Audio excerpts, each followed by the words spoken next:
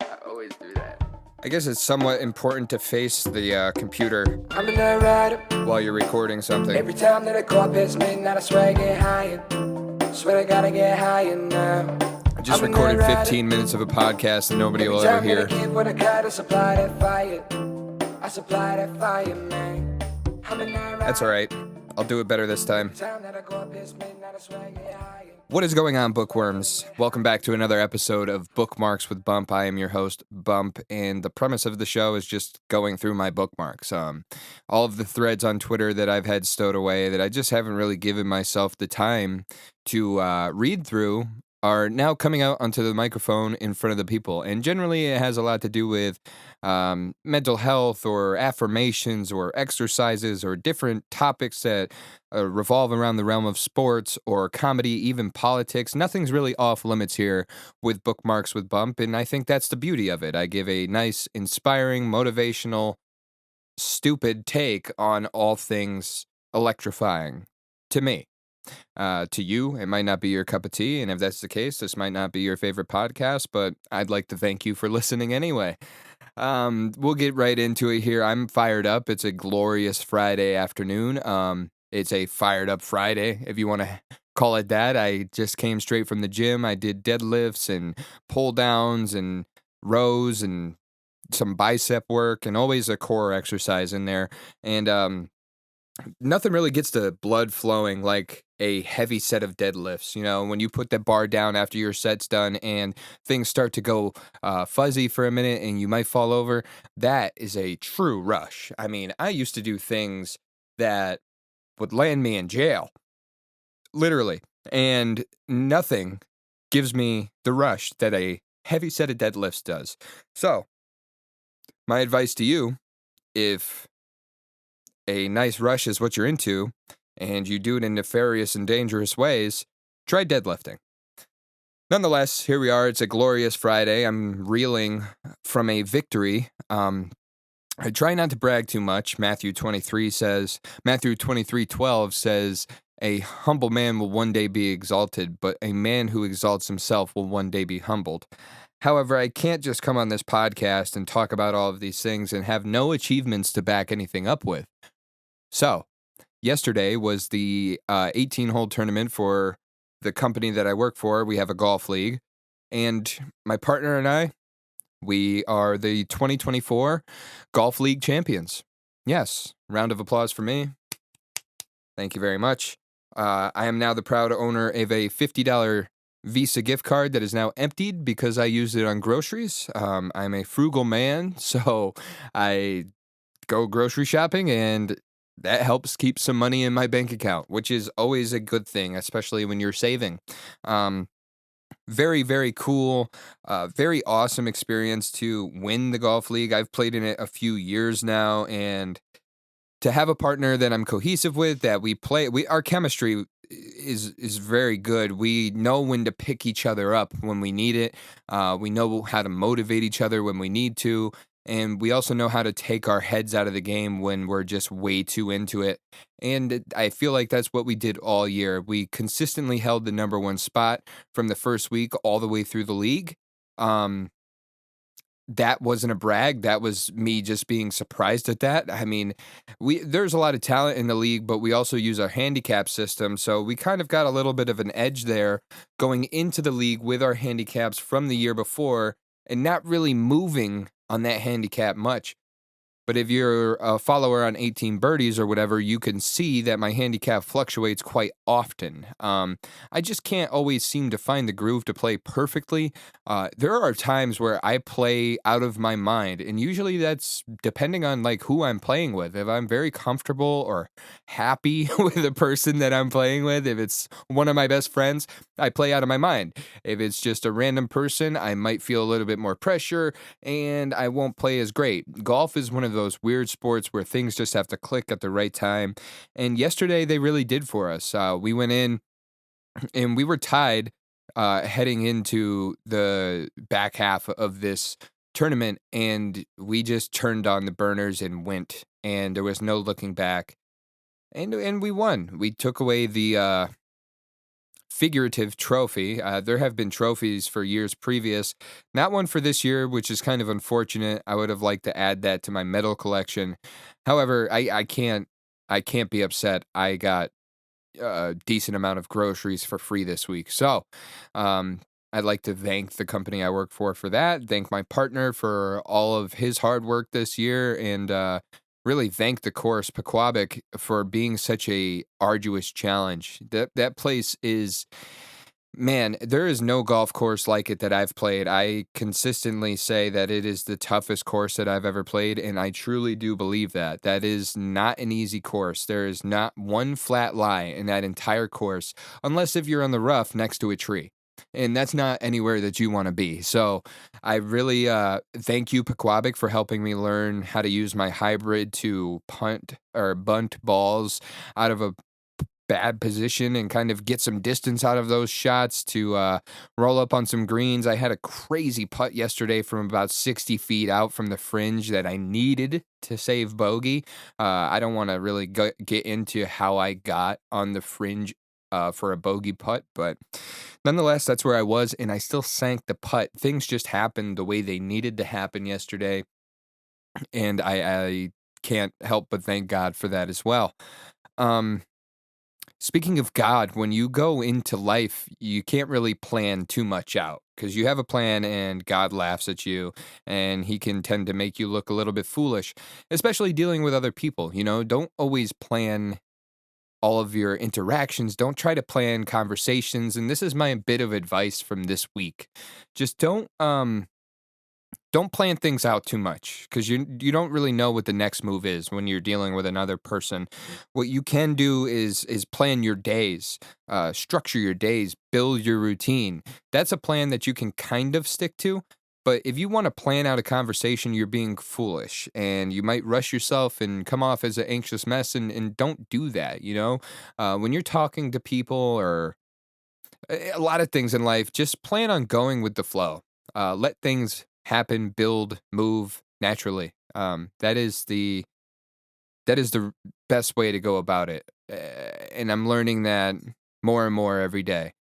Um, and that goes without being said. But let's just get into the podcast here, and let's not take advice from me. Let's take advice from an 80-year-old man. I found this list on Twitter and I thought this was really interesting and something that was worth getting into. So we'll go through this. And if anything sticks out at me and makes me say, whoa, we'll stop. But everything that I'm about to say is from an 80-year-old man. Have a firm handshake. Look people in the eye. Sing in the shower. Own a great stereo system. If in a fight, hit first and hit hard. Now that's old school. Keep secrets. Never give up on anybody. Miracles happen every day. Always accept an outstretched hand. Be brave. Even if you're not, pretend to be. No one can tell the difference. A couple things there that really stick out to me is like the acceptance of help and keep secrets. That is not like a secret that you're keeping to yourself. Sometimes you got to let some things out. But when it comes to interactions with other people, you don't need to go spreading your business around to everybody. And that's really important. And that's something that I'm happy is on this list because it's good to be reminded of that. Number 10, whistle. Yeah, I guess that helps let some stress out and doesn't let your mind get too clouded. Avoid sarcastic remarks. Choose your life's mate carefully. From this one decision will come 90% of all your happiness or misery. Make it a habit to do nice things for people who will never find out. Lend only those books you never care to see again. That's funny. You lend things out, and how often do they come back to you? Never deprive someone of hope. It might be all they have. And so far, we're talking about a lot of things that are kind. Other than the fighting thing. A lot of these things are just nice little niceties or acts of kindness that are very subtle that really do make the world go round. Give people a second chance, but not a third. Be romantic. Become the most positive and enthusiastic person you know. Loosen up. Relax. Except for rare life and death matters, nothing is as important as it first seems. Don't allow the phone to interrupt important moments. It's there for our convenience, not the caller's. Be a good loser and be a good winner. Don't brag, don't cry, don't pout. Go back and do it again. There's always a second chance. Just like a couple tips before, except for rare life and death matters, nothing is as important as it seems. Think twice before burdening a friend with a secret. Will they be able to keep it? When someone hugs you, let them be the first to let go. Be modest. A lot was accomplished before you were born. Keep it simple. Beware of the person who has nothing to lose. Don't burn bridges. You'll be surprised how many times you have to cross the same river.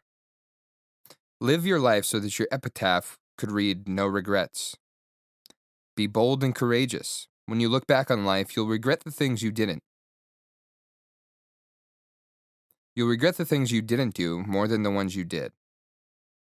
Never waste an opportunity to tell someone you love them. Remember, no one makes it alone. Have a grateful heart and be quick to acknowledge those who have helped you. Take charge of your attitude. Don't let someone else choose it for you. Visit friends and relatives when they are in the hospital. You only need to stay a few minutes.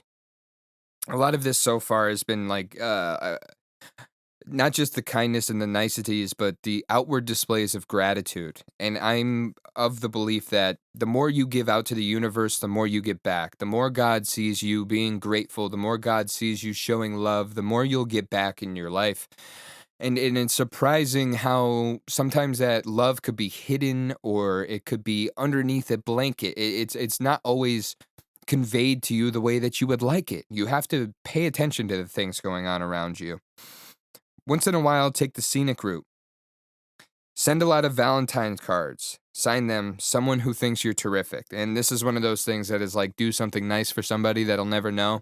And that's something that I like to do at work sometimes. If I'm packing things into boxes, I like to write a nice little note on the inside of the box and remind people to smile and have a good day. And you know what? Some people might say, man, that's cheesy, that's corny, that's dumb, that's stupid, but I like to think that when that person opens up that box and sees that message, it takes them out of the misery that they're living in. Answer the phone with enthusiasm and energy in your voice. Don't make it seem like somebody's a burden to you.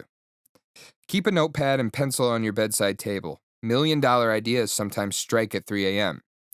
And this is true. I mean, the rumor is that Jay-Z's 444 album is because he woke up at 4:44 in the morning and had all of these ideas and just had to start. Show respect for everyone who works for a living, regardless of how trivial their job. And that's because of how much time that person gives away to something that might not be returning that much to them. If you see that, if you see somebody slaving away for you, you have to be grateful for them. You know that there's other places that they'd rather be. Send your loved one flowers. Think of a reason later. Make someone's day by paying their toll for the person in the car behind you. Become somebody's hero. Marry only for love. Count your blessings. Compliment the meal when you're a guest in somebody's home. Wave at the children on a school bus. Man, this is just a long list of how to get people to smile. And all of these, seeing these and imagining this 80-year-old man doing these things, this is making me smile. Picturing the type of character that this person has, the type of person that this person wants to be for other people. This is a special list. Man, remember that 80% of the success in any job is based on your ability to deal with people. And don't expect life to be fair. It's a list of 50 things from an 80-year-old that kind of, each and every single one of these is a reminder to be grateful and just be a good person, practice good habits, and just be the person that you want to see in the world. That's really what this 80-year-old man is kind of saying to you. Be the person that you want to see. If you're down about life, if you're down about your job, if you're down about the person next to you, it doesn't matter. None of these things matter. None of these things are going to kill you. None of these things are going to take your life away. They're all things that can be fixed and altered just by the way that you look at them. And to hear it from somebody who's had so much experience in life should be a beautiful thing. And a lot of these things are things that I try to live by the hardest that I can, and sometimes I get thrown off. Sometimes my mood is dictated by things that are going on around me. Sometimes I do take things too serious, and a lot of these were great reminders for me to see. I'm grateful that this was a list that I decided to pick up and to share with everybody who listens. This isn't just coming from me. This isn't just me and my blind gratitude due to having a second chance. This is somebody who's lived on this planet for 80 years, who has probably dealt with a million more things than you have, and they have the experience to tell you how important life can be, or how special life can be if you make these 50 things the most important things that you look at. And as always, in the description, this list of 50 things will be there, and I implore you to save that into your photo roll and look back on it and see what kinds of things you can do. If you're gonna do anything in life, and if you have a belief in yourself when it comes to life, uh, take what people say with a grain of salt. Right? This list wasn't about other people's perspective of how you're doing these things. This list was about you just doing things. And if it takes you, if people are pushing against it, or not really seeing it for what it is, if it makes you feel like you're some type of different because these are the things that you like to do, just remind yourself to be delusional. And that's what this next bookmark is. It's be delusional. Every single limitation you have is self-imposed. You can do anything, get anything, and achieve anything you want in life. But it requires three things. You know what it is you want. You're delusionally optimistic about getting it, and you're willing to become the person you need to be to achieve it. Because that's what it takes. Anything and everything else leads to self-sabotage and failure. Because if you don't know what you want, how can you get it? If you don't believe you have what it takes, then your subconscious will do everything it can to prove that you're right. If you're not willing to become who you need to be to achieve it, then how will you ever be capable of getting it? You don't have to be special or talented. You don't need all the support in the world. All you need is to believe with every fiber in your being that you can make it work. And sooner or later, it will. The only thing that's stopping you is you. You'd be surprised by how drastically you can change your life if you just figure out what you want. Start believing you can achieve it, and make a daily effort to become the person that you need to be. Be delusional. And right now, that's me. I'm delusional. I'm 195 pounds, and my goal is to run in the Boston Marathon, which means I need to qualify and run a marathon in 3 hours and 4 minutes, which is a crazy pace to run at a weight like mine.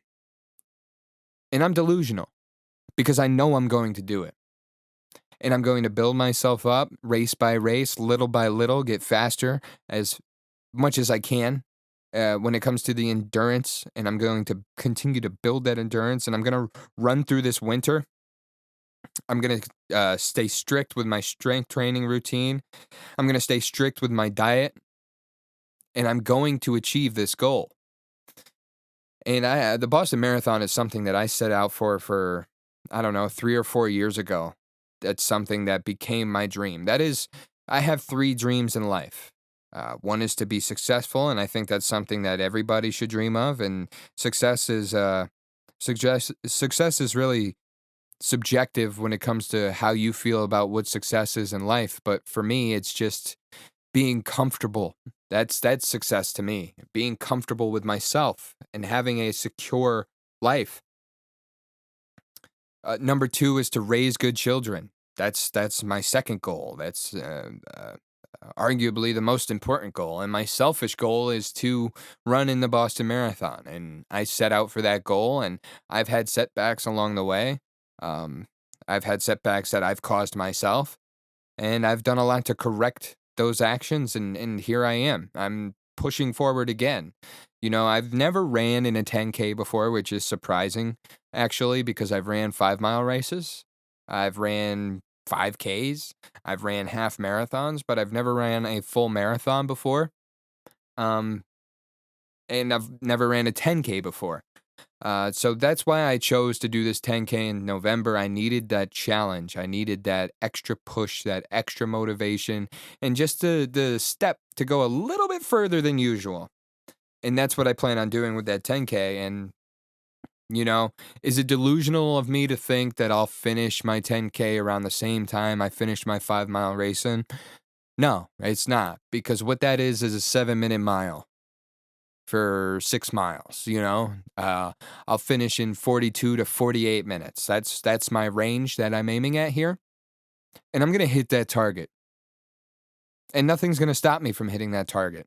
If I'm doing everything that my training schedule says I'm supposed to do, if I'm not screwing up when it comes to the way I'm eating, and if I'm taking care of my body and recovery with stretching and foam rolling, nothing's going to stop me from hitting that goal.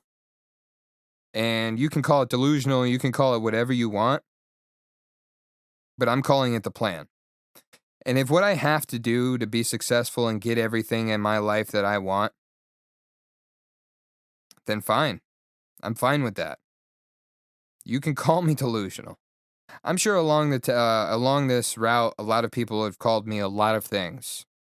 And for the most part, I'm not listening. I've been told that I'm overwhelming by the people that I care and love the most. My positivity and my optimism is just too much at some points for the people in my family. And, that's not me throwing anybody under the bus. That's just a obstacle that I faced, and that's okay.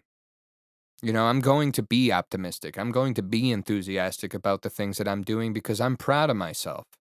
Like I said a couple weeks ago, I came on here about a month ago, actually, and I cried on this podcast because I'm actually proud of myself for once in my life. And it's not just like I'm proud of myself for achieving something. I'm actually proud of the person that I am. And that was something at some point in my life I never thought I'd be able to obtain. I was a dirtbag.